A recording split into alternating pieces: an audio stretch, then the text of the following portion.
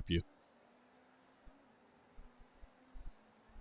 Welcome in, ladies and gentlemen, to one of the crown jewels of motor racing in the world of world-famous circuits. We come into Daytona International Speedway, the home of the Daytona 24-hour, the Raw before the 24 as well, and of course the Daytona 500. Hamish Ronner here with you with Jim Cunningham. We were getting a little preview there down towards turn one, but we can see, of course, that this circuit is well known. Packed fans in the stands, ready to go racing for an hour's length as GTPs, LMP2s, GTD Pros, and GTD Pro-Ams will go racing around the world-famous Roval that is Daytona International Speedway. Jim, we come in tonight to a circuit which nearly everyone and their mum knows if they're a racing fan. It's a world-famous circuit. It's a very tough circuit as well, but it's one that these drivers, unless they're fresh to iRacing and if they're fans of sports car racing, should have plenty of laps around, and there should be no excuses this evening for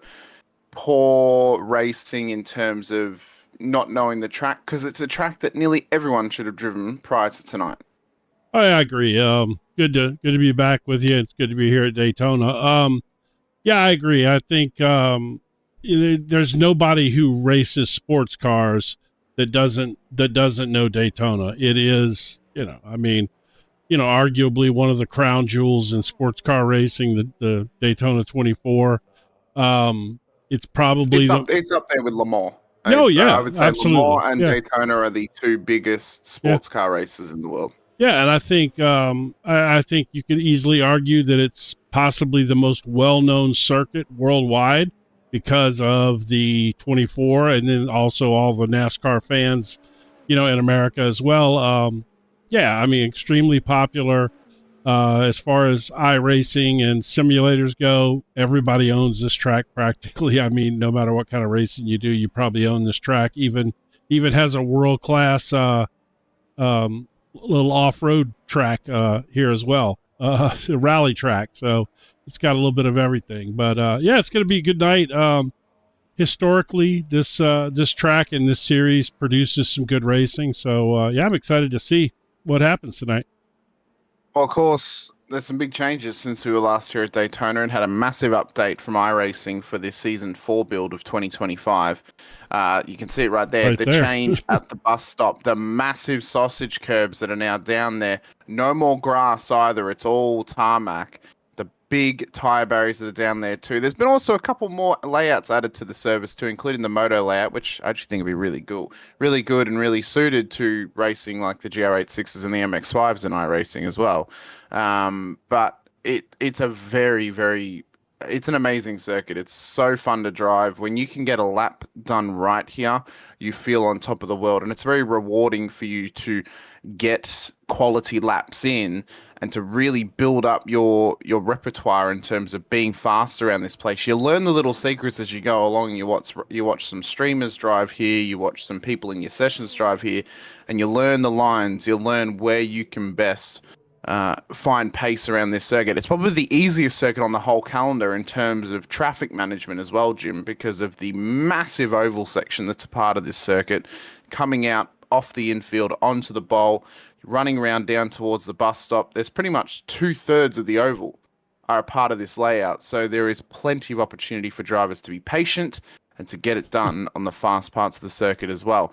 We'll get a quick little preview. Have you met race car drivers? Patience. No, this is true. Patience is not a virtue, Jim. Someone who's won a race with patience, drivers could really learn something from that. We'll have a quick look at the championship standings for the GTPs and see where we currently stand coming into tonight's race. Yeah. It was chaos last week at the home of the Petit Le Mans at Road Atlanta in terms of the championship standings. It was one of the greatest finishes we've ever seen towards the end of the championship. And as we come in tonight, of course, Porsche continued their dominance, 11th race win in a row, at least to our knowledge in this series, as Tim Keen took the win, defending his title at the moment. Carlos Ruiz, P2, Nathan Biggett in P3. He was dropped down due to a black flag penalty that came in at the final lap of the race. Last time out, Kenneth Glodden, Mike Ninney, horribly as well. Horribly unlucky for Nathan, man. That was a bad deal. I mean, he was flying, had a good race going, and then, like I said, caught him last lap, nothing you could do about it. Couldn't serve the penalty because he was going to cross the start-finish line before he got, what he could have done about it, Jim, was limit the off tracks he had prior to that lap. True. That's what he could have done. True. Faraz Ibrahim, Wig Santiago as well. Kane Crawford down in P8. David Dumore, Aaron Lewis, and then Owen Newman at the back of the field as well. So that's our GTPs. We'll have a quick look at the LMP2s as well. A bit of a smaller field tonight for LMP2s. I think we've only got 3 or 4 cars on track, so they'll be a bit easier for the multi-class action to deal with. Daniel Nans leads that championship to Jason Blaine, Michael Smith, John Esparta, Javier Lopez, Nicholas Bayman, and then Edward Delano. And then into the GTD Pros, which was hotly contested last week. Daniel Pino not being so dominant thus far. And we can see that Tashawn Green has been promoted up into the Pro class after his Pro-Am win last week and finishing on the podium. So it's Avery Hart to Jakob Gruber, to Sean Green, Donald Powell, Daniel Pino, Lucia Tosi, Brennan Smith, Zachary Glidden as well, and then into Jared McKee and Alex Velasco for that top 10 before we get into the Pro-Ams as well. It's been a contested season thus far. Drew Halloran has now taken over the lead of the Pro-Am Championship thanks to Green's promotion. Christian Ruiz ahead of Jason Lepan. Sean Connors as well to John Weinrich, Tyler Hammond, Liam Habul, Trevor Thomas and Chase Eisenberg. And I believe Christian Ruiz has actually been demoted down to Pro-Am from Pro. So that's how that little switcheroo's worked around with Tashawn Green and Christian Ruiz as of last week. Could be wrong, but that's how I remember it happening. Let's see if that's, I'll change that right now while we're here. So, yeah, we'll make a little quick change and then we'll, as we get towards the warm-up, we'll get into... No, Ruiz was already in there, so okay. Yep. Okay. So there was no demotion from him. No. That's fine. Okay. Yeah. So it does mean though that there's only one promotion. So warm-up's getting underway. We'll have a quick preview of this circuit, of course. I mean, if you've never seen Daytona before, you're about to get a pretty good preview. Starting out on the tri-oval of the famous Daytona 500 oval circuit as well. It's then a slight downhill run in towards turn 1. You want to run it slightly wide past the white line to get the perfect apex down here, late apex at 1. Very easy for cars to lose the rear end and get spun round. As you then run up through the chicane of 2 and 3 towards the pit exit, this section is going to be a bit more dangerous towards the latter half of the race as pit stops are happening and drivers are exiting pit lane right onto the racing line off the exit of turn 3. We've often seen quite a few incidents coming through this chicane as well as drivers get interlocked off the exit of turn 1. Down towards the hard braking zone of turn 4, this is arguably one of the better overtaking opportunities of the whole track, but drivers can get overzealous, locking up brakes and ending up in the sand trap on the left-hand side of the circuit. You maximise your run out of there, though. You then set yourself up well as you run down towards the kink at turn 5. We'll see drivers trying to go for moves here, but it often doesn't pay off quite well. It's a bit like going for the long shot at a horse race. You're not very likely going to have it pay off for you. Into the braking zone at turn 6, another good passing opportunity on the infield at the second of the horseshoes. But again, it's a similar feeling to turn 4. You lock up the brakes, you run it a bit low, you run it a bit wide as well, or you come in a bit too late, and the car just doesn't want to turn and get around there. Up towards turn 7, though, and the entry back onto the oval. This is a section where the corner's not so bad, but the exit is one of the more difficult parts of the corner as well. You run it too wide, you catch the curb, you end up spinning it left it into the infield. It's a very difficult zone to get the move done. The run up through the unnamed turn 8 on to the bowl. You'll often hear people say, wait for the bowl. This is the point of the track where you wait, because this is the best part for the faster classes to get their moves made on the lower classes of the GTDs and LMP2s.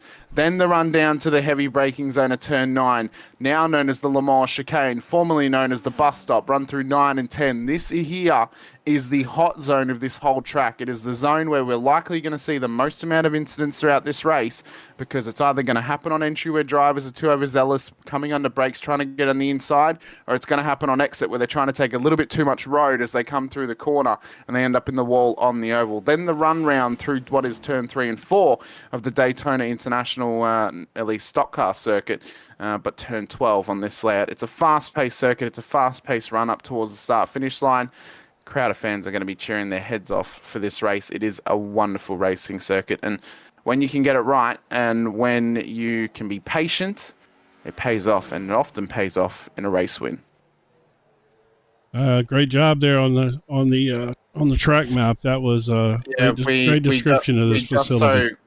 we just so happened. Last time we did that, obviously, was at Bathurst last season. Well, that was that was in your wheelhouse. It just so happens that this is the circuit I've probably done more laps around than Bathurst. Probably the only one I've done more laps around than Bathurst. Thanks to the fact that I've done a couple of 24s and a couple of Raws as well. Cars are out there on track, though, for the warm-up, Jim. Got a couple of minutes left before we get underway here tonight. What's the prediction at the moment? Because I think the GTPs were a little bit impatient last week for the GTD drivers, especially up through the first section of Road Atlanta.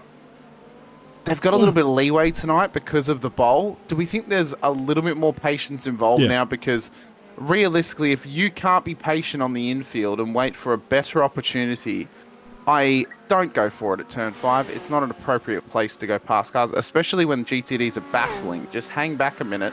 It's fine to give up a couple of seconds. If they can't be patient through there, this is going to be chaos because you're going to give up, what, not even 10 seconds to wait for the bowl? Like, it's not that hard.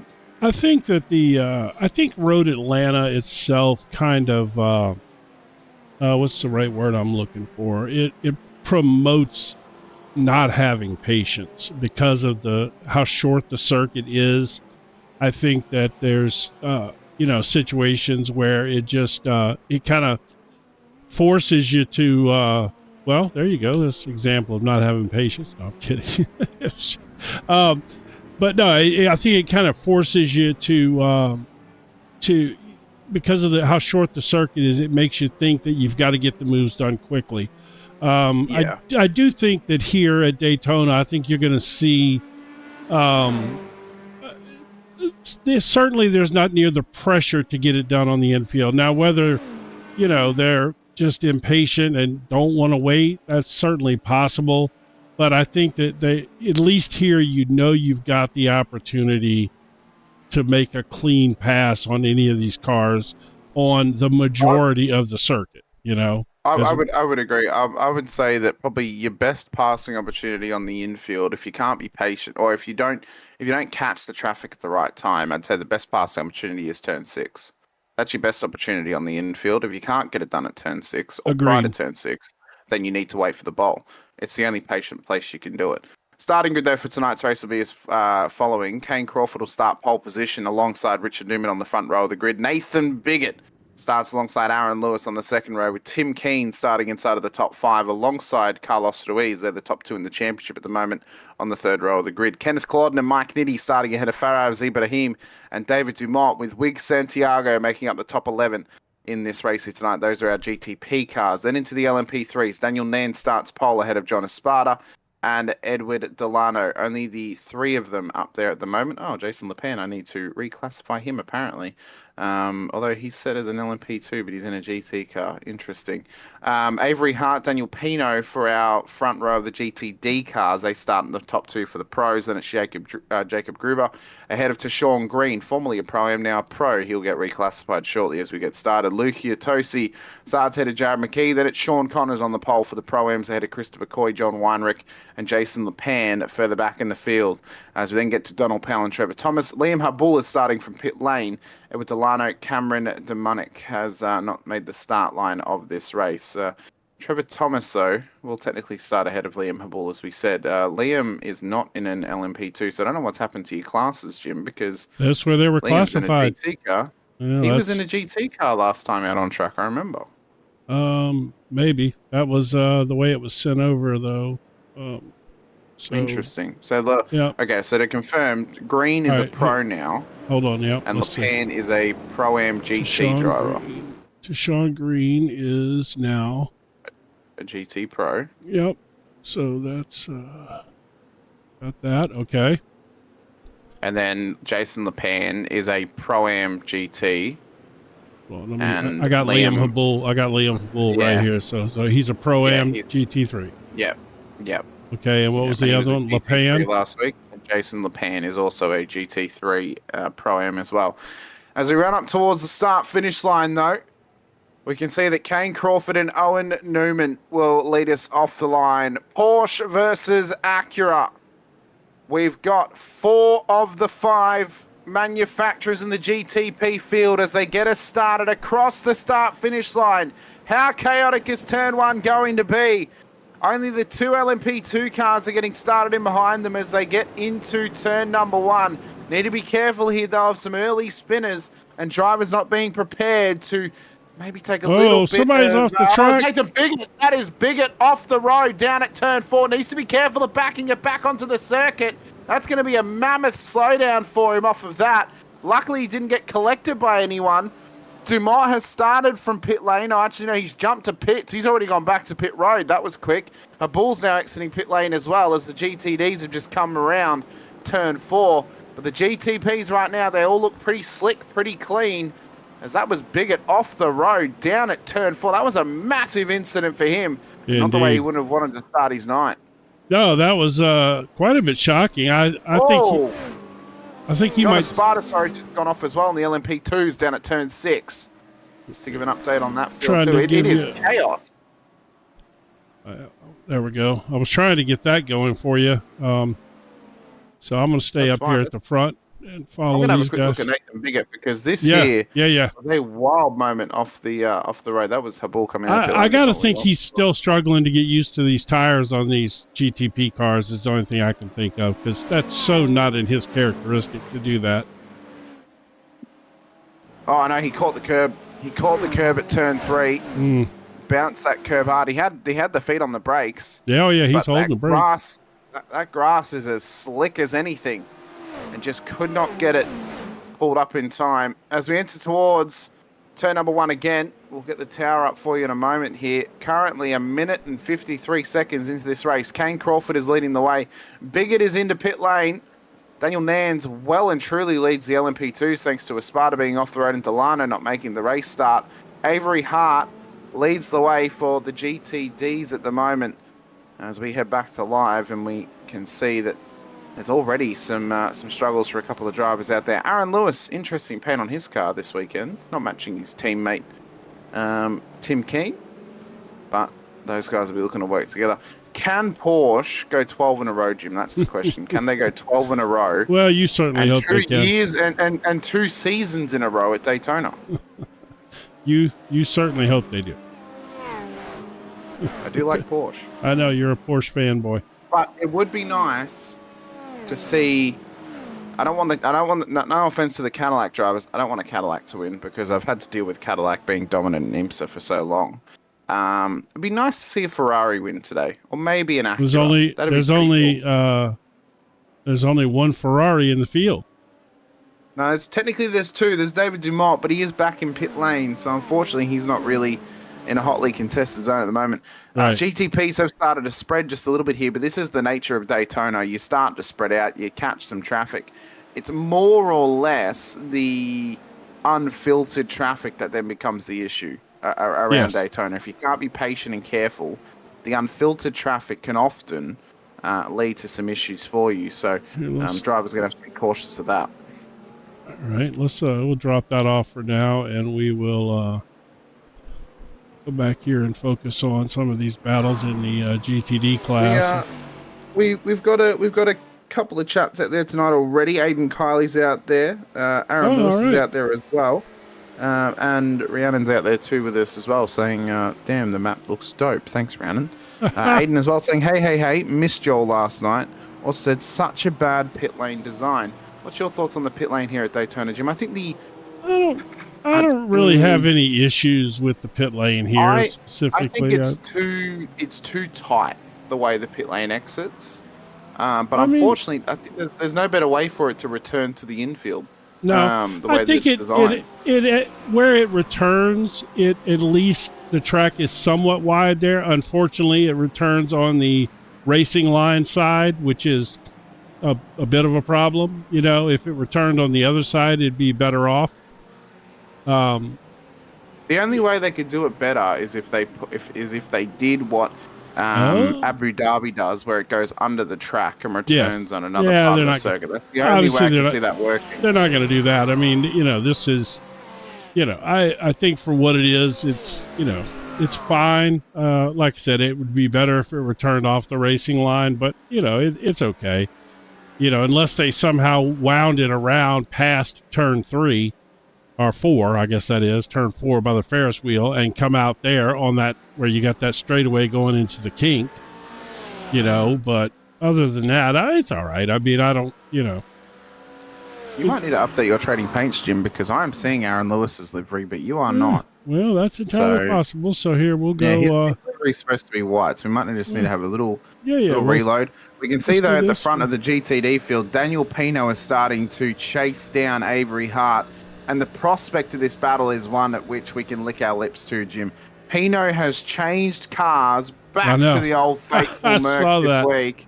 He gave up on his efforts to race in the Lamborghini after the absolute... No, it was the Aston Martin. It was the Aston Martin. It was the Aston Martin. Yes, he gave up on the Aston Martin. Goes back to the old faithful Merc, and he is straight back to dominance. So does this mean that he has given the L to the Aston Martin? He's now decided, nope, back to Merc. It would appear so, yes. It appears so. We can see, though, on his inside, Jacob Gruber is trying to get a run down towards turn 7 as they come up towards the braking zone. Pino's able to cover just slightly, a little bit of a tap side by side as they run back onto the bowl. Pino holds position now, but he's got to watch out for this toe because Gruber's got double slipstream off of Pino and off of Hart ahead of him. Could see him move down towards the bus stop as they run onto the back straight. Can he go for it? I don't think he's close enough to do it yet, but people have tried from further back. They haven't pulled it off, mind you, but people have tried. We'll see if Gruber does or not. No, he's going to play the smart game and he'll wait for now. It is an impeccable battle between them as we run back up towards Tim Keane. He just got by Richard Newman up here to move into second place. I'm going to pull the replay up on that here in just a second. Oh, Kenneth Culloden apparently had an incident. Culloden's gone off. We'll go back to that in a minute, but I want to see. So Gruber has now gotten that move done on Daniel Pino and is now up in behind Avery Hart. So we'll try and stay with this as best we can. In towards turn 1, they've got a bit of LMP2 traffic. We got all kinds of stuff going on up here. We got a lot of things to look at. So let's look at Tim Keene's pass for second place real quick. Famous for my slow motion replays. There you go, folks. I know you were missing that. I love a slow-mo. Slow-mos are good. Oh, yeah, he just... Good time, Yeah, he just drove it right down in there. That there is a fantastic move at turn 1. That is incredible. That's incredible brake control and car control right there, because you're slowing that car down from absolutely maximum speed. As fast as that car will go anywhere all season right there. And you're slowing it down to make a move on the inside in a flat corner. That is really, really fantastic driving right there. Oh, phenomenal driving. Phenomenal from them. A great pass. Okay, so big ups to Tim Keane. So we need to check out Kenneth Culloden's incident because that actor had been off track. I'm going to go back before that. Carlos apparently had an accident right there and tore it. Big. That's at the bus stop, isn't it? Yeah. It's at the bus stop. So I wonder if we go a little bit further back, we might have to play the sneaky rewind. Here, I think he's caught the sausage curb. Let's see. We're going to see right here. Yeah. Oh, yeah. Oh, yeah. Exactly. Well, that sausage curb got him. Yeah, so sure did. Our first headstone down at the Lamore Chicane Cemetery. You got that cowboy whistle music? You know which one I'm talking about? Yeah, exactly, yeah. We need that for your soundboard. The Lamore Chicane Cemetery, the dead center of town, Jim. People are dying to get in there.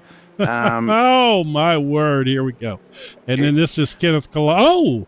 Oh! Boy, that was a snap around when he caught that paint. That was strange. He's gassed it up as he's come through turn 1. Yeah, it's like he got on foot down. Yeah. What that looks like to me is he's kind of gotten a bit loose through turn 1. He's then just trying to correct it, probably a little bit on the edge of grip as he's come around the corner. I'd say he's probably just ran a little bit too wide, a little bit too hot. And so then as he's come round, the car's bogged down. And as soon as he's hit the chicane, as soon as he's hit the curb, that's a great view. There you go, folks. We bring you the highest quality replays. The greatest views. What that looks like there, you see there, he ran it wide, so he probably came in a bit too deep. And then as he's gripped it up to go straight ahead, because he's very likely to spin a little bit bogged down on exit, He's caught that curb as soon as he's put the foot down. The rear of it's gassed up and round he's gone. I agree. Really difficult spot. And, unfortunately for him, not one that he would have hoped for. We can see, though, that Tim Keane is now on the heels of Kane Crawford at the front of the field. And I've been waiting for this. In full effect. This is going to be a fantastic battle between these top two.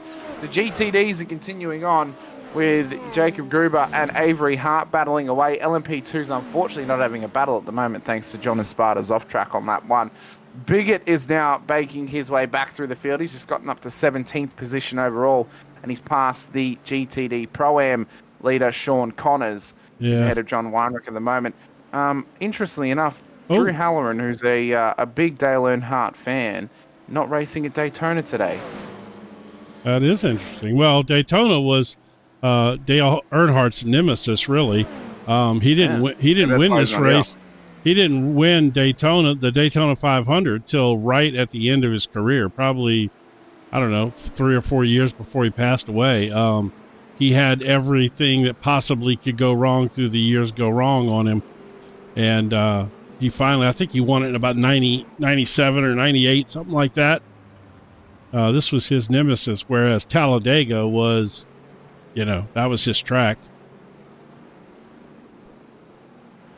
Unfortunately, I don't think with what's happened, I don't think Nathan Bigot is going to be part of the, we're not going to get that three-way battle up front with those three. But we do have Aaron Lewis up there running up front tonight. That's good to see because he's pretty quick himself.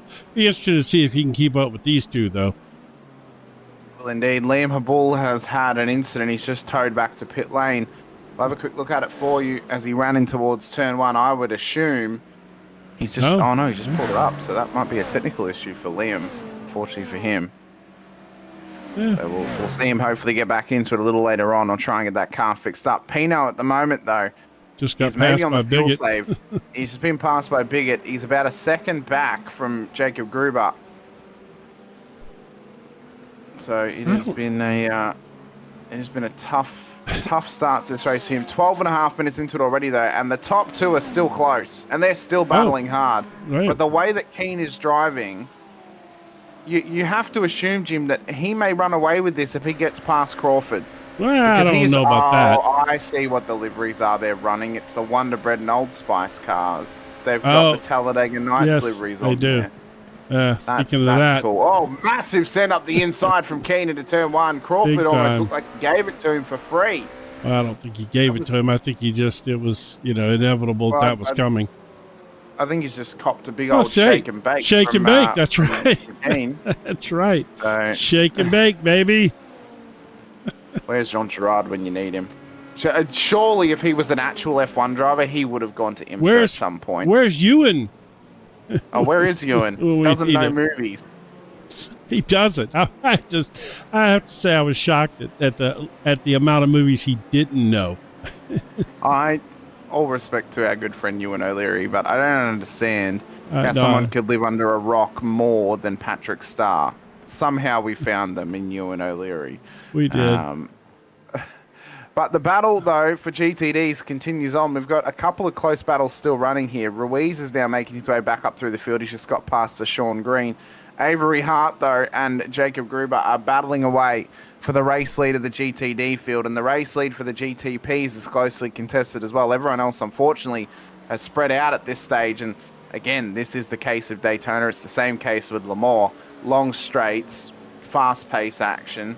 Unfortunately, everyone spreads out because the pace discrepancy is too large and you get caught up in traffic and all of a sudden you're saying bye-bye to your competitors, a bit like the Backstreet Boys in 2003. So everyone is just trying, bye-bye-bye. Nice little music reference to everyone out there, Jim. So this is the case of Daytona, unfortunately. 14.5 minutes into it. This is, the action we saw last week at Road Atlanta, that's the best kind of action we're going to see all season because those tracks like Road Atlanta are really going to service our hunger and our taste for racing. Daytona is going to service with strategy and with keeping it clean and being patient. That is the best service that Daytona is going to give us this season. Pino right there is holding them up a little bit, not intentionally, obviously, but that has allowed Kane Crawford to get right back in the mix. So, you know, look, we're going to see. Last season was interesting. You know, Kane popped up. I can't remember that other name he was racing under, that alias, you know. It was on the standings. It's like, it was Nate something. Was it? Yes. Well, I'm old. My memory sucks. But, you know, it was sort of like, what do you call it when an author writes a book under a different name? I should know that. My wife reads like an insane amount of books. But anyway, you know, so we all know how fast the guy was. He showed up and he just like started running up front, and, you know, like, so I guess probably you and I are waiting to see these two, or the three of them with Bigot coming up into this class, to go head to head and really get after it, I think. Oh, even Owen Newman, like, yeah, Owen qualified incredibly well. Yeah. 15 and a half seconds back. Yeah. Like, well, he's not averaging bad lap times. I think he is playing the more patient game of he's waiting for the traffic, where these guys are willing to just kind of push through. No, they've not done anything bad. They've been quite patient in terms of knowing when to do it. As there's been incidents throughout the field, once again, Liam Habul has crashed again in the GTD field. This time, though, he's actually been off track, and around he went in the Sun Energy car down at turn 6. So that there is a struggle for the Mercedes driver. And right now he is struggling to keep that car on the road. Yeah, I don't know. I keep waiting for, how do I say, waiting for Racecraft to show up. I'm just, you know, I keep having these things like it's got to be there, you know. I mean, it should be in, you know, in his bloodline or something. I don't know. I'm not sure, but Jacob Gruber just had a big moment down at the bus stop. Whoa. And he had gotten past Avery Hart previously. He didn't lose it, though, huh? Again. He did. He got a bit loose. This is how he lost position here. This is down through the bus stop. I clicked away at the very wrong moment. I do apologize. I hate when I do that. So he ran through the bus stop. He disappeared, reappeared, caught the curb. Avery Hart also did his best high jump impression through there as well and got past. Daniel Pino's also come past those to Sean Green. I got to show that on full screen because I want to be able to clip that. Well, make sure you have it at slow speed because we want this at quarter pace, Jim. It's going to be epic. All right, hold on. Well, probably half pace will be good, I think. But all right. So, what incident did you click on? The Avery Hart passes Jacob. Yeah, yeah.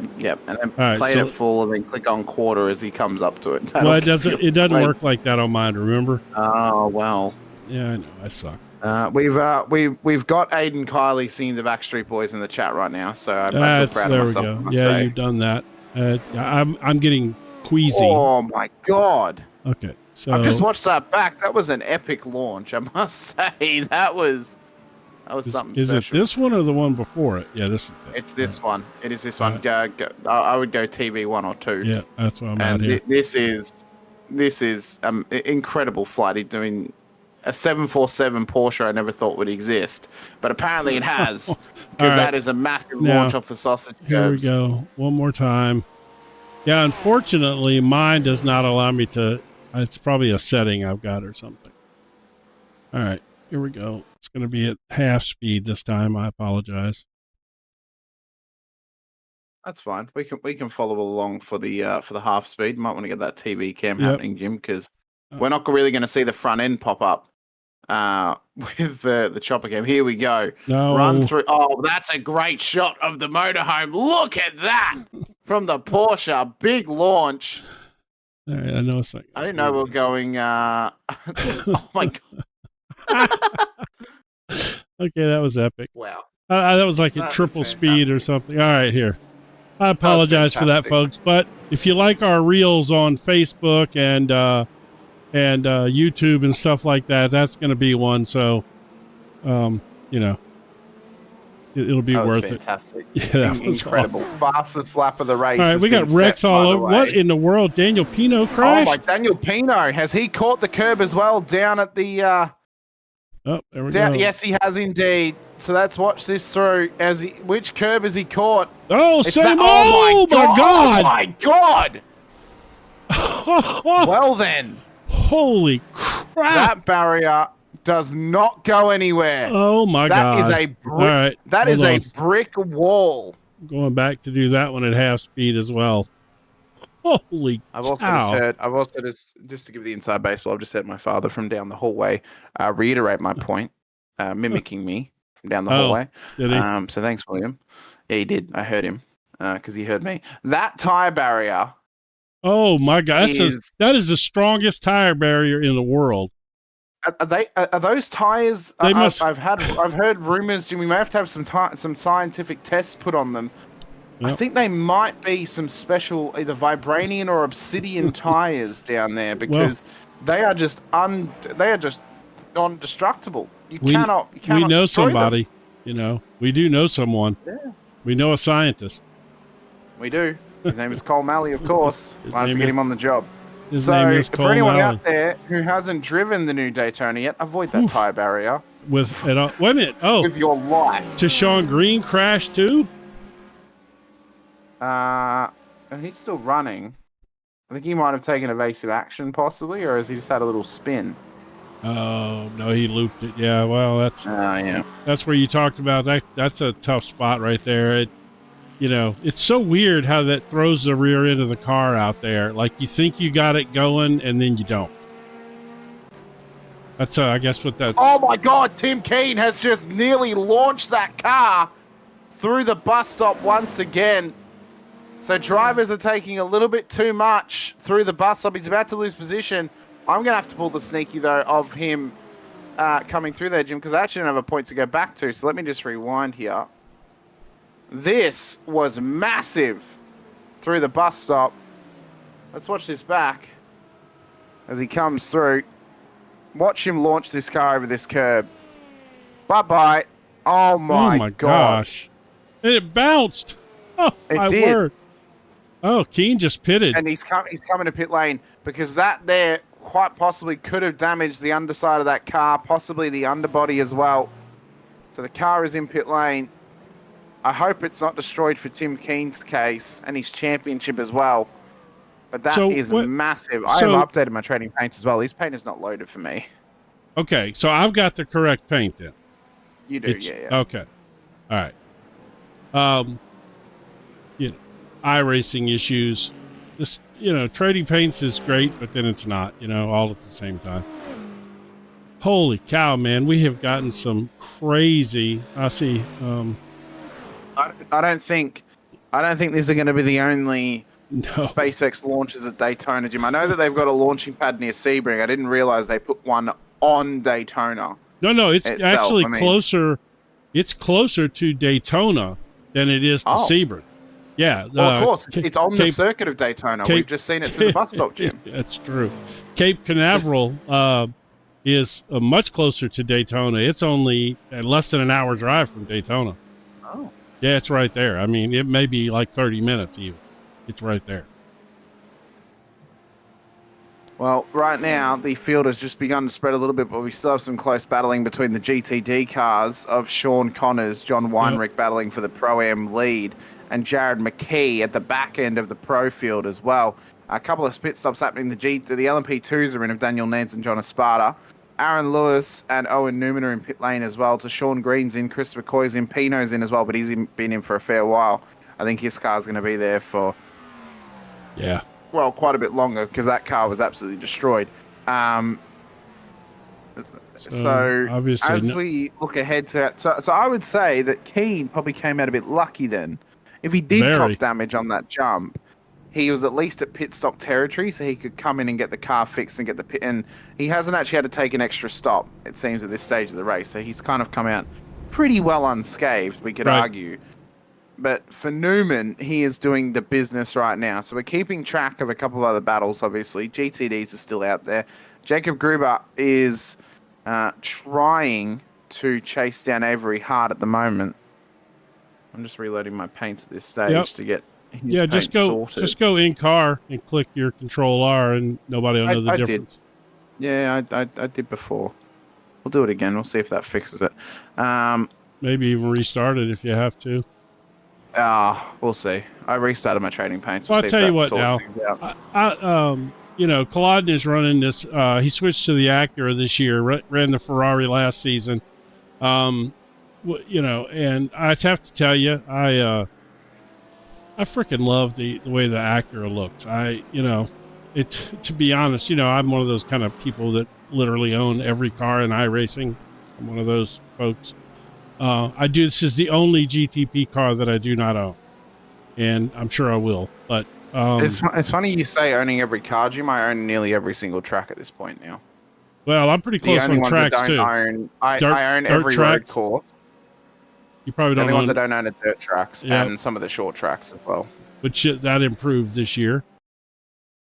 So this was an incident here with Sean Connors, who I'm just riding on board with at the moment. He ran it too wide down at turn 1, and off he went in that Corvette. People don't realize how be happy seeing that off the road. Well, it's not red at least, so there's that. No, it's not. But a lot of people don't realize how easy it is to make that mistake going into turn 1, man. Because these cars are literally going as fast as they will go anywhere all year long. As they're reaching turn 1 here, and so you got a pile on the brakes, and it's a pretty flat turn there. There's really no camber in that turn at all. There's a level of mastery to getting that turn right and being really fast through there. Oh, Kane Crawford has just had a big, I say big, I think it's a big in terms of the race. Incident down at turn 6. He's had a minor spin on board that Porsche. He's just run it really, really wide, and then he's been collected by a GTD car. That is odd. Yellow flag has been thrown, so the caution is out. This is going to bring the whole entire field back together again. So let's watch this back, because this is really weird. Well, here, let me, since we're under caution, I'm going to drop the picture-in-picture. Where, Yeah, we'll have a look at it again. So what's the incident? What did you pull up? It's just before the yellow flag. It's Kane Crawford crashing. But if you actually click on Kane Crawford going off track on blimp cam, I would say, Jim, is the best option. Which one? Or this one too. This will work. Oh, sorry. Which one? I didn't hear what you said. Go blimp. Let's have a look at the blimp. Well, let's see. So they both run really deep, and the Porsche comes back in and then just collects the rear of him. Which you then got to say, well, what could Kane do in that scenario? He's on the outside of the track. There's nowhere he can go. No, but you can't hang that on the Porsche driver, though. I mean, he lost it and lost all his speed there. He did, but the Porsche driver was also aiming off the circuit.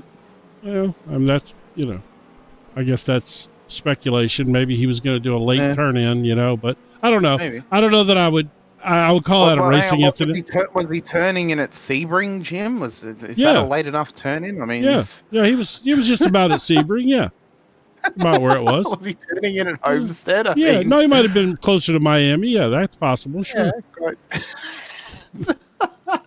Maybe Myrtle Beach. Maybe he was down at Myrtle Beach. That's way over that. That's a long ways away. Yeah. Well, okay. I would argue from. All right. Look, he even slowed up. Keane, no offense to Tim Keane, that was really impatient. Tim should have waited. I mean, if you watch the Porsche driver, okay, to his credit, he slowed down to let him by, but then also not to his credit is he had plenty of time to see him crashing and still just kind of was there. See, he braked right there, and then he just kind of eased it right on in there, and he was headed for the top. That's like he saw Kane there, put the foot down, I was like, oh, I'll hit him. I'm not. That's what it looks like. We're not even gonna find out who that was. I don't even want to know because I don't want to. I don't even want to know who that was. Well, it was either Trevor Thomas, Deshaun Green, John Weinrich, or Luke Yatosi, or Avery Hart. You think so? Why do you think that? Because they're the only Porsche drivers in the GTD class. I think it was Trevor Thomas, actually. All right, let me see. Since you said that. Yep, that was who it was. It was that car. Yeah. Pretty sure. Let's see. Yep. God damn, I'm missing a heap of paints, Jim, and I've updated my training paints again. In fact, my training paints is actually frozen currently, trying to download all these paints. So you shut it down and restarted it? Oh yeah, I did. Okay. I did. My training paint's just having an absolute suck. So it happens. Trading paints is very, very. My PC blue screen this morning when I loaded it up. So you probably need to update it, but that's another issue. So, is that a new safety car, Jim? Oh, it is. It's a BMW. That's sick. And it has lights and everything. Do we have somebody driving that? Is that? No. That's an actual. That's a new iRacing safety car. That looks sweet. That does. What? That would be the. You think it's an M2? Yeah, it's M2. probably. Yeah, it's probably the M2. Yeah. So I'm gonna try to do something here. I don't know if this is gonna work. That is sweet. I'm famous for not having any clue what I'm doing.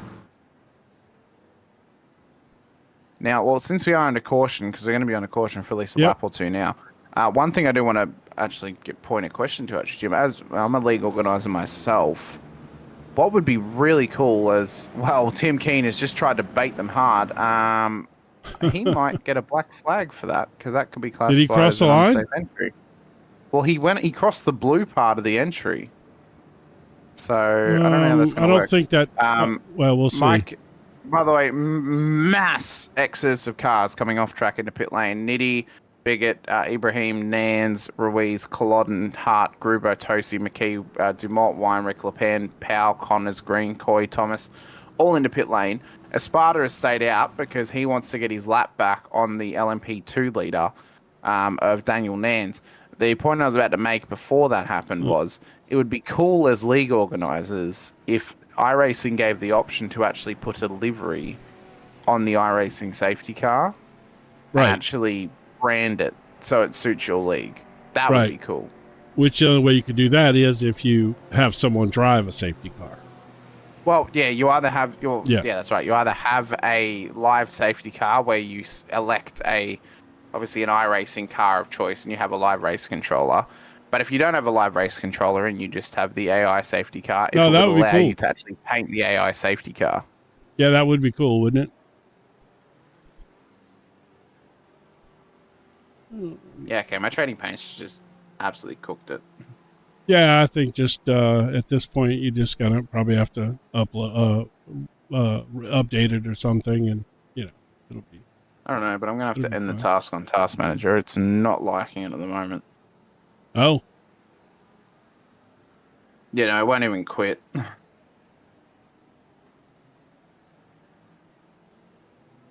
Technology, it's a fantastic place. So as we head back to the live shots, obviously, of the field, as we are looking over the fantastic landscape of Daytona at the moment. Well, I was trying to get the folks a special camera view, but I'm technologically challenged, so that's probably not the best for me to try to do it. Technologically challenged or technically challenged, Jim? Well, probably both, but technologically challenged is, well, both, really, actually.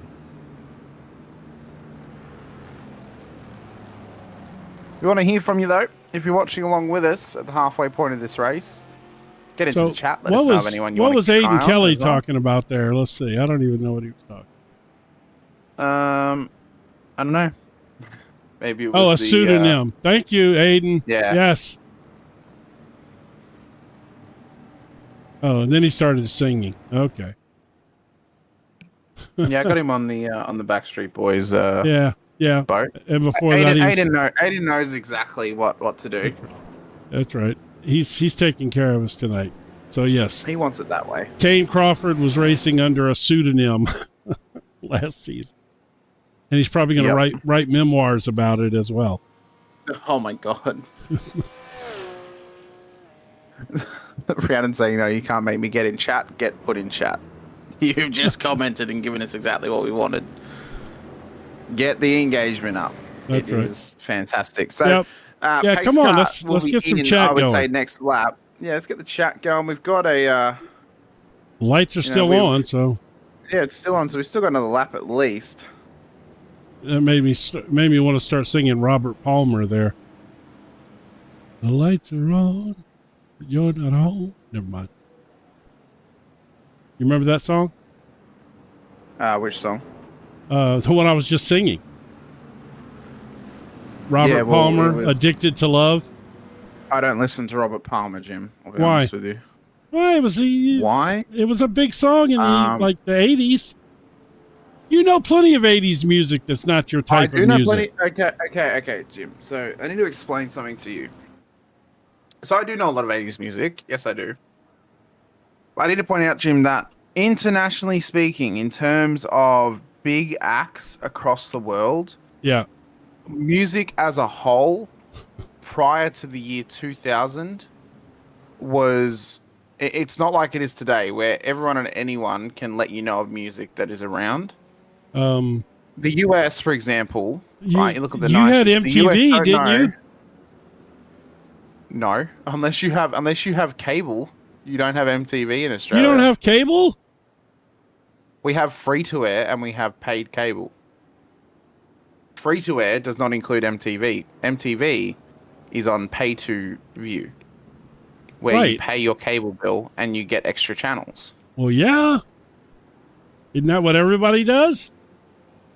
Not in Australia. We have free to air. The majority of people in Australia have free to air. I'm very confused. So Australia has... And that must have sucked as a kid, not growing up with music channels. We would have music on one of our free-to-air channels. We also have what is known as ABC Rage, which is real deep cut to any people out there who knows things from Australia. You'd get on at like 11 p.m, turn on Rage. By 2 a.m, you've got all the weird shit coming on screen. And when I say that, I mean like the types of things that people may do illicit substances to watch and really get viewing pleasure out of. Well, I'm insulted now, just so you know. There was a big craze in the mid-2000s of people getting paid TV. So we have services like Foxtel, previously Ozstar as well, which give you the pay-to-air TV, pay-to-air channels. So you would get MTV, all right, boys, I think we're about music, to go stuff here. like that. So we can talk about it post-race, and explain. I'll stay up front. Find you a battle back there. Maybe I'm waiting for me everything to finally download it. I think Trading Paints has finally decided to wake up, so we'll see if that works out. It did not. Yellow flag a second ago. It's 97% at the moment. It's still loading. All right. Well, I'm gonna stay up front here and see what happens with these two. And Aaron is it? Oh no. Why does it say Aaron Lewis is in second place? Is he? Oh, he is. Tim Keene's P1. Yeah, but then I thought Kane was going to be P2, but... Well, he's coming to pit road at some point. Okay, well, there we go. Interestingly enough. So pace car's going to come in. We're going to get this race restarted. No, the lights are back on. What? 1.5. Oh, yeah, there's been an incident further back. I think Trevor Thomas had an incident, had to jump to pit, so it's extended yellow by a lap. Yep, Trevor Thomas had an incident, towed back to pit lane, and has now extended the pace car period by a lap here. So, wait a minute, what's he done? Is he gonna hit a GTP? Why wouldn't you just drive back at that point? Or he just literally just passed it. He pulled over and then towed.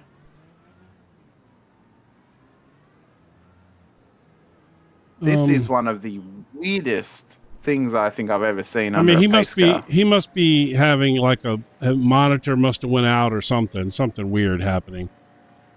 Hang on, I've just seen that Avery Hart has pulled up on the side of the road now as well. Oh, the whole field in the GTDs has been completely compromised. Avery Hart is a lap ahead of every single GTD car.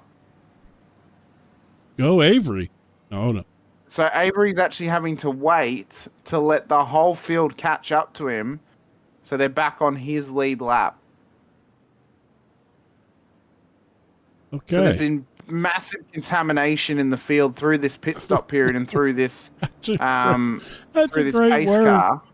Massive contamination. That was the word I was trying to think of last week. When we had that whole debacle with the pace car as well. Well, it's 2 weeks in a row now. I know 2 weeks in a row that we've had contamination in the field, and Avery Hart is patiently waiting on the side of the infield for the whole GTD field to catch up to him and to get up to the back of him as well.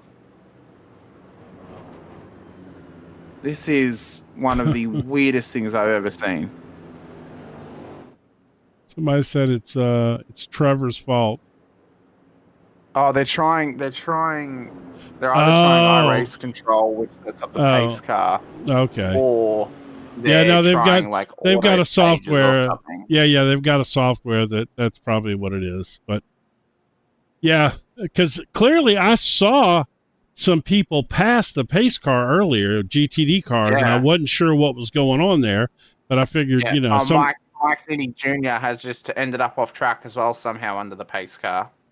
Well, the good news is we got plenty of time to figure out what happened to him. Well, that's right. So let me have a look here as he gets back going again. This is massively eating up racing time now. Why are you swerving on the bowl? Why? Warming up his tires. Swerving on the bowl though? Yeah, warming up his tires. Well, you don't swerve on the bowl, Jim. You swerve on the flat bit. Hart is still waiting, by the way. The flat bit. For the field to catch him. They've only just gotten to him now. The software's having trouble. No shit. Hopefully the software figures it out. Right. So Hart, you know what? You and I ought to figure out a way to offer race control too as a part of our package. Seriously. I'll have iRace control open, and I'll just click throw a yellow when I decide it's a good time for it. Right. Field spreading out. Broadcast getting a little boring. Hold on here. Whoop, caution. Let's just click the magic button. Oh, well, if we're going to do that, then let's rig up something where we can actually make a car spin to cause the caution. Oh, Jim, get on track. It's time to cause a caution. Yeah, well, obviously you see me drive. Well, we could get Ewan on the payroll. Get him out there as our little caution creator.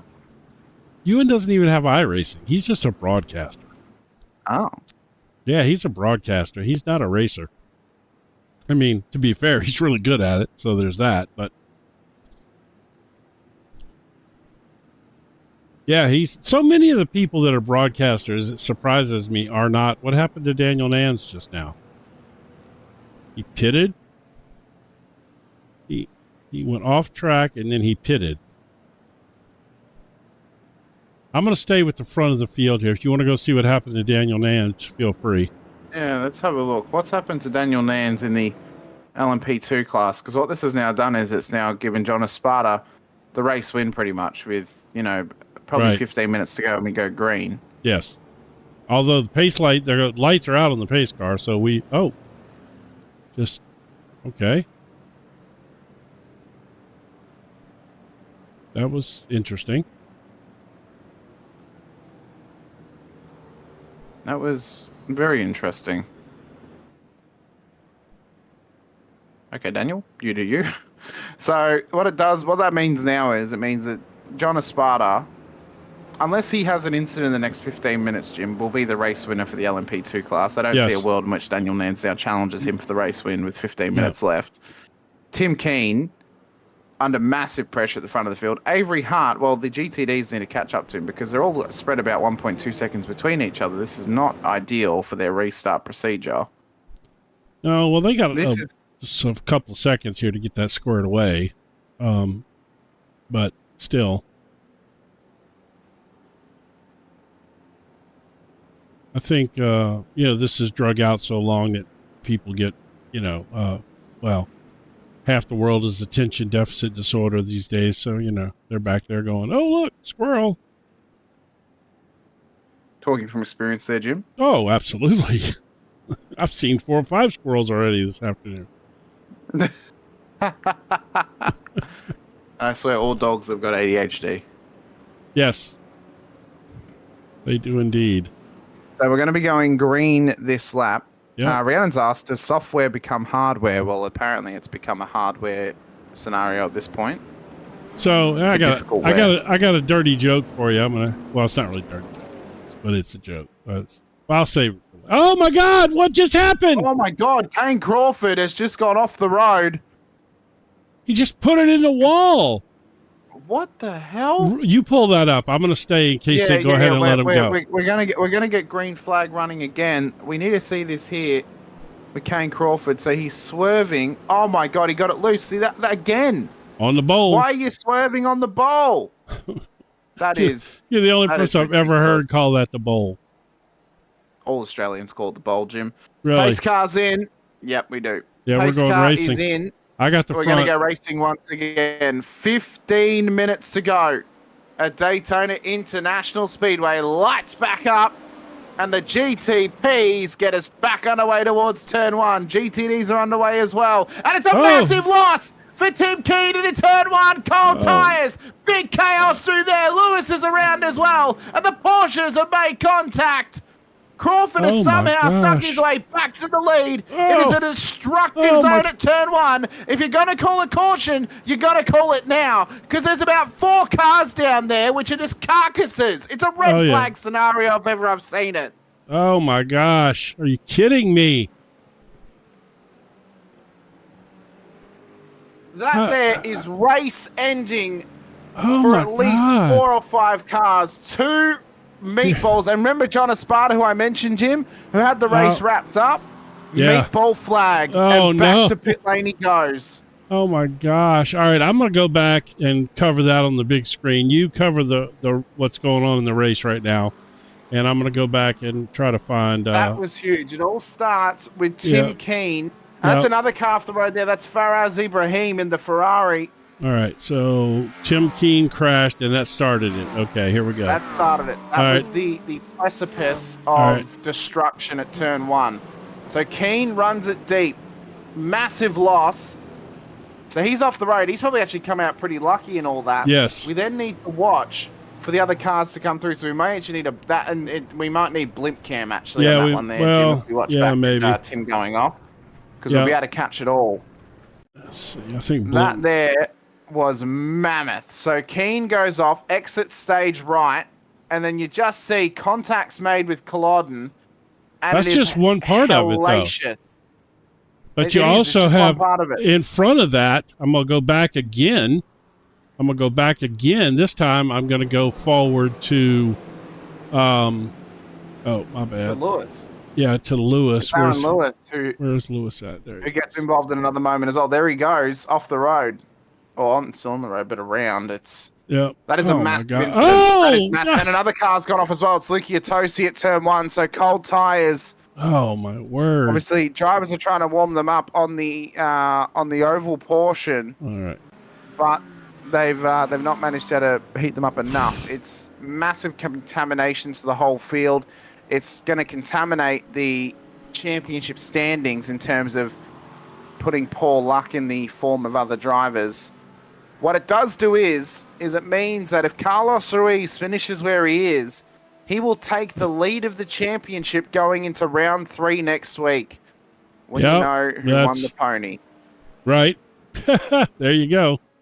So we'll head out to Sebring next week and bring the pony. The contamination of incidents will now mean that Carlos Ruiz will lead the championship as long as he remains where he is. Well, there's no guarantees. Literally, and it's the same with John Esparta. Although he is back out on track, all he had to do was keep the car on the road. He's still in the lead. All Carlos has to be running. He's still in the lead because of the fact that Nan's lost a whole lap, and he was able to drive it back to pit lane. He didn't have to tow. Yeah, that there is one of the craziest things. You know what, Jim? That might even take the cake past the incident at Sebring last season prior to the race start. As Aaron Lewis is off the road again. Oh, my gosh. Down at the bus stop. It's another incident for Aaron Lewis. I think Chris Coy's been involved as well. Let's watch this back. So Coy gets loose and Lewis has nowhere to go. Golly, that nothing there. Oh, my word. Yeah, Coy just lost it. Did the curb get him, or did he get it on the transition? The curb got him. The curb got him as he came through. So as he got loose off the curb, he's then tried to save it and swerved straight back in the line of Aaron Lewis and got him twice. This is just, got him on the rebound. a double whammy. Chris will learn from that, but the one thing I will say is, because it's a very simple and easy mistake to make, if you get a big snap like that off of the bus stop, just let it happen. Don't try and save it, because if you try and save it, you're going to snap back the other way and you're going to affect somebody else's race. That's true. Best piece of advice I give. It's the same if you get snap oversteer on the oval section as and well. And that was Christopher Coy that was involved in that with Aaron Lewis? Yeah, that was Chris Coy and Aaron Lewis, yeah. So I'm not going to... There's no blame on Chris there. No. He just made a mistake and tried to save it. But in future, I would say if you feel your car is snapping to the left, especially as you approach the oval or the bowl, don't save it. Just let it happen. Because I've seen so many incidents, Jim, where someone has snap and then they try and snap it back again the other way and the car just gets... It's you're never going to save it at that point. 9 times out of 10, the car is going to snap back. Ooh, I used to be a snappy dresser. Does that count? It does indeed. I'll tell you what, man. Everybody is. I'm going to build a cam that just focuses on coming out of the bus stop, just so I can watch cars get launched into the air. Because literally, almost everybody that goes through there launches their car into the air. I'm sorry, I didn't mean the bus stop. What I meant to say was the Le Mans chicane. The Le Mans chicane? Yes, the Le Mans chicane. Well, I will say this. The weirdness of all that has happened has really separated the field tremendously. Oh, it has indeed. We started from 7 minutes ago, we were at yellow flag, and we now have not one single battle on track that is inside of a second, hardly. Literally, this is the only battle that's inside of a second right now. Yeah, it is the closest battle on track at the moment. Yep. Aside from Avery Hart, who's battling away further back in the GTD field, we've got less than 10 minutes to go at Daytona. Hell has broken loose amongst all of this. I sure didn't expect chaos like that tonight. I really didn't. I have to say that threw me a curve for sure. I really was not expecting that. Well, I mean, it was, I'm gobsmacked myself, Jim. Honestly, I'm not usually lost for words. So my question is, and I would love to know more about this, maybe next week pre-race we can bring Carlos on, or whoever might be, whatever the technical director who's kind of managing that software or kind of, in charge of the software program, to figure out if this was one of those deals where the original caution was thrown because we reached a certain number of incident points, which was my last understanding of how that was going to work, was that there was going to be if you reached a certain number of incident points in the race, when that happened, no matter what the incident point that pushed it over the limit was, it was going to bring out a caution flag. And my question is, was that what happened there, or was that a caution that was thrown by somebody in race control, like an actual human being throwing it, or was it the software that threw it? And and I'm not criticizing. I know the league is investing money in software, trying to make the racing better and the race control better, and props to them massively for doing that. But to me, that whole system seems flawed, if that is what is still happening, because literally you could have somebody drop a wheel off in turn 3, like right here, and bam, all of a sudden, we got a caution flag. So that's, to me, that's I'd just like some clarity on that, and if that's the direction that's still going in, or whatever, So Jed has mentioned in the chat, cautions are thrown when a certain amount of incident points are reached. So it was the limit. They did hit the limit. Yeah, see, to me, I didn't see an incident there that should have warranted a caution, and then an incident where you take out, 10 cars and no caution is thrown. To me, that's a flawed system. Again, props to the league for investing money and trying to get these, some form of race control. Race control is expensive. There's several softwares out there. They probably all have their fair share of flaws. Jim, sorry to interrupt you just for a moment here because we are within the last 5 minutes of the race. Massive moment has just happened in terms of the landscape of this race. Carlos Ruiz has been off the road at the bus stop and has now dropped out of P2 in this race down to P4 behind Mike Nitti Jr. and Wig Santiago. In fact, Wig is going for this move on Mike down towards turn 1. This was the moment for Carlos in towards the Le Mans chicane. See, they got it loose off the curvature and off the road. Just a slight tap of the wall on exit. So that was Carlos, because that's not his current paint scheme, but yeah. No, so that's two incidents. Stuck at 97%. That's right two incidents that he had right there in the Le Mans chicane tonight. That both his incidents were right there. That thing is difficult, man. The change they made there is brutal, I have to say. Oh yeah, real brutal. Real brutal. Nice move by Wig. Off the road again. Yeah, well, he's probably got some damage to the back of the car, but that was a nice move by Wig Santiago there to take over second place in the GTP category.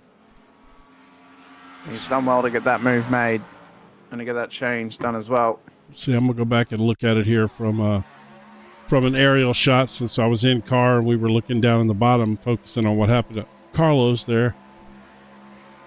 So he just drove it down in there, just on the straightaway, and he's gonna just outbrake him into turn 1. Oh, he's got him clear in turn 1 already. Yeah, that was a nice draft move there. But I tell you what, simple move. We got just a couple of minutes left here. Are we on the last lap yet, or no? We'll have a couple more. So I'd say this one and one more. If Nitti can stay with him, which he's dropping off a little bit here, he has potential to draft him, to get back by him. Obviously, Kane Crawford is miles out in front here, 14 seconds basically ahead of everybody else.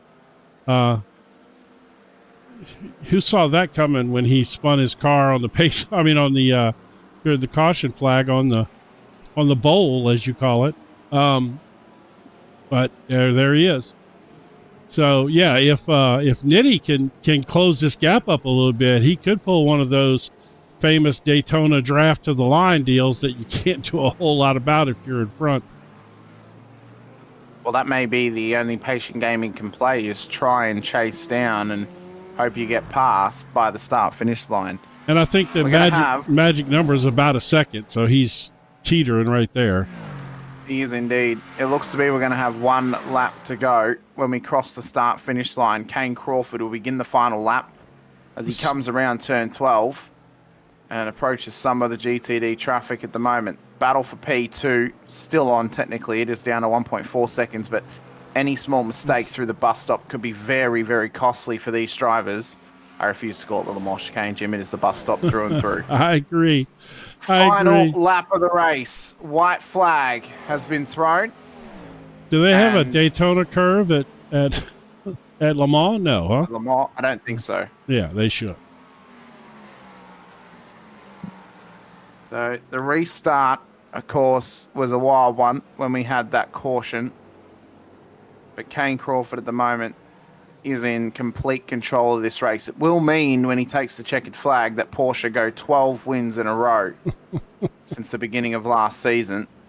Still, at least in our tenure here, Jim, undefeated in the GTP class. We are yet to see another manufacturer take a race win. And it is a level of dominance that I think could only ever be rivaled by the likes of Mercedes or Ferrari in Formula One. I mean, this is just pure out-and-out dominance by this car type. And it's not even the balance of performance best prototype. Technically, right now, it's the BMW. Well, no, I thought it was the Acura. Yeah. What's the Acura? Well, I think, look, a lot of it has to do with who's driving these cars, okay? Kane Crawford is a fast driver. Aaron Lewis is a fast driver. Obviously, Tim Keene is a blisteringly fast driver. Yeah. Right. As the defending champion. So right. We've just ticked over the hour mark. Towards the start-finish line we come, and Kane Crawford will take home the race win for the GTP class and overalls. The battle for P2 continues on the main screen as Mike Nitti Jr. and Wig Santiago try to chase themselves down. Nope. Santiago, though, is going to take out a fantastic podium finish for himself. Nitti Jr. will come home in P3 for 2 Cadillacs on the podium. And John Esparta has got nearly a full lap to do to get back as the LMP2 leader. Same with Jacob Gruber as well. Both those guys still got a bit to do. John Weinrich has taken the Pro-Am win. You have to say that was a hairy moment there for Wig, but at the end, he did manage to pull it out. Well, he shined all the way through, must be said, Jim. Indeed. His tires are definitely not bald after that one. No, not at all. We've given him plenty of flack with his name and had some fun this year, but seriously, congratulations. That's a very good finish for him. He may request that we cut it out soon, Jim. He may request that. Might want us to trim it back a little bit. That's exactly. Oh my gosh. At least we entertain ourselves. We braid them in as best we can. We do indeed. He'll be dreading the next one. I'm sure. My gosh, you are on a roll here. All right. I heard he went fishing and he only caught mullet. That was terrible. Thank you. That was the highest level of horrible right there. All right, and here's our John Esparta LMP2 will take home LMP2 win.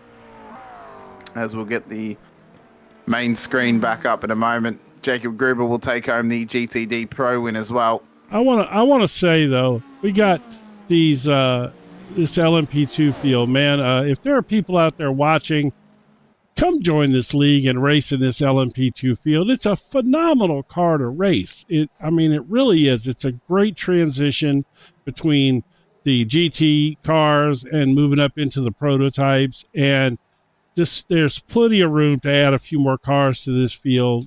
Come over here and get in these LMP2s and race them. Is he going the wrong way? It is a great car. Is that a Polish victory lap he's doing there? It is, apparently. Not the victory lap, but he's going the wrong way. Yeah. By the way, do you know what driver they named the Polish victory lap after? Robert Kubica, I don't know. No. He's the only Polish driver that I know of. No. Yeah, he is. It was a NASCAR driver by the name of Alan Kowicki. He was the first engineer driver. And yes, he was the first engineer driver in NASCAR. And when he won races, he would go backwards around the track, and they called it a Polish victory lap. And unfortunately, he passed away way too early. And just for the sake of saying it, his family's, whatever you call it, the estate, is the sponsor of the University of North Carolina, Charlotte's Motorsports Engineering program. They offer. I wonder how you learned that, Jim. I don't know. It's I heard it somewhere. All right, let's get a look at some results here. Also, just want to mention Rhiannon in the chat getting in on the hair puns as well. He might ask us to extend the jokes, quite possibly, Jim. So I know as someone without hair, you don't understand extensions, but I have hair. It's okay. I just shave it off. Oh, okay. I see. Yeah. I see. I know. The way that we ended it out, though, through complete chaos and a little bit of contamination along the way, Kane Crawford has taken home the race win for the GTP class ahead of Wig Santiago, and Mike Nitti Jr. on the podium. Carlos Ruiz finishes just ahead of Faraz Ibrahim in the top 5, with Richard Newman finishing just ahead of the LMP2 winner John Esparta, with Aaron Lewis and David Duval making up the top 9. Jacob Gruber will take home the top 10 and the win for the GTD's overalls and the pros. Donald Power to Sean Green on the podium. John Weinrich takes home the GTD Pro-Am victory here tonight with Lucia Tossi, Jared McKee, Jason Lepan, Sean Connors, and Avery Hart for the top 18. We then get back to where the real contamination begins. Chris McCoy ahead of Daniel Nance, Nathan Biggett, Kenneth Glodden and Tim Keane ahead of Trevor Thomas, Daniel Pino, Liam Habul, and then Cameron DeMonk and Edward Delano never made the race start here this evening, unfortunately for them. We'll start, though. That's for whatever reason. Oh, no, we've got some drivers in there. So we'll have a quick chat to P1 on the road for the GTD Pro class as we'll get... Actually, no, we'll start with the Pro-Am because John is now in there. We'll start with our GTD Pro-Am winner as we get some B-roll happening of his car at some point in the race. Eventually John Weinrich here this evening. John, congratulations. P1 on the road for the GTD Pro-Am class here this evening. The only words that we could use to describe that whole race is chaos and contamination. Would you describe it that way as well after some of the things that happened throughout that one? Yeah, it was definitely crazy there at the end. I mean, it was a fun race for a while, and towards after that caution, it kind of got a little nuts around turn one, but it was a fun race. So where does Daytona sit for you in terms of preferred racing circuits? Obviously, it's a world famous track, one of the crown jewels in terms of sports car racing. Have you had, obviously, many laps around here prior to tonight, or is this one of those races where you've actually never really had the chance to drive around Daytona and you've kind of learned as you've gone along? No, this is one of my favorite tracks to ride, and this is the one I look forward to every year, and I really enjoy doing this track in multi-class, and especially in the GT3, and it's been a lot of fun, and I really enjoy having the help that I have. My wife Haley watches the stream and keeps me updated on what's going on while I'm racing. Well, big shout out to Haley for watching us along. Tell her to join us in the chat. Yeah, get in the chat, Haley. Come and give us some Weinrich jokes. I'm sure that or some Weinrich facts. Just tell us stuff about. We could figure out a way, Jim, to implement the references of Shiraz or Sherry or Port whenever we're mentioning John. So, and by the way, John, the quickest way to get on camera more, obviously, being in the GTD Pro-Ams, it's tougher to get on camera as much, obviously. If you have somebody in chat cheering for you and giving us sweet facts, we'll talk about them and put you on camera more, just so you know. Well, that's awesome. Yeah, actually, I have a camera set up, and I'm gonna probably give it a try the next race and see how it goes. Well, we had a couple tonight going, not too many. But I don't know that we had only two tonight. So we definitely need to get some more guys in with cameras. Definitely. Yeah. I tell you, I do a couple of these races, and my wife likes your guys' broadcast the most. So that's what I like to hear. Well, I appreciate it, guys. Thank you very much. That's also a great way to get on camera more. Oh, really? Yeah. Giving us little backdoor, right. Folded up bills, handshakes, or compliments. Compliments, yes. We love that. But, all right, John. John, congratulations on your victory in the Pro-Am class. Fantastic effort. Best of luck next week out at Sebring. Thank you. No worries. All right. Thank you so much. It's the first time I've ever been called sir by somebody, Jim. I feel old now. Yes. All right, who are we going to bring in next? Next up, we have our GTD Pro winner here this evening in Jacob Gruber. Out of what was a fantastic race win for himself. Jacob, congratulations. Yes. Fantastic effort on the road tonight. Took home the race win. We mentioned to John previously as we were talking to him about the chaos and the fair bit of contamination that happened through the caution period of that race. Talk us through it from your perspective, because you had really good pace early on. Obviously, you chased down Daniel, you chased down Avery, got past, battling away for the race lead, and then all of a sudden, Avery finds himself a lap ahead of the whole GT field, thanks in point to the caution coming out, and he just somehow found his way in that position. What was going through your mind when you realized that happened, and trying to figure out, well, how is this going to work? Because otherwise, he's just going to take home the win. Yeah, no, it was just a mistake. They were waving cars around that needed to wave around, and they accidentally waved him around, so we had to extend the caution just to get that sorted out and get everybody back in line there. But it was a little bit of chaos, but we got it lined up thankfully before that restart. Well, we're just looking at images now of the massive caution that happened, or the massive incident, I should say, that happened to turn one off the restart. And you just traversed off the road and turned the McLaren into a lawnmower. Very expensive. What was the thought? That's a very expensive one, it is. What was the thought process throughout the whole race? Because you had really good pace, you were battling away well, caution comes out, and then chaos breaks loose at the restart. Was it hope and pray that you're able to avoid anything that happens at turn one, or was it you kind of expected it knowing that it's Daytona?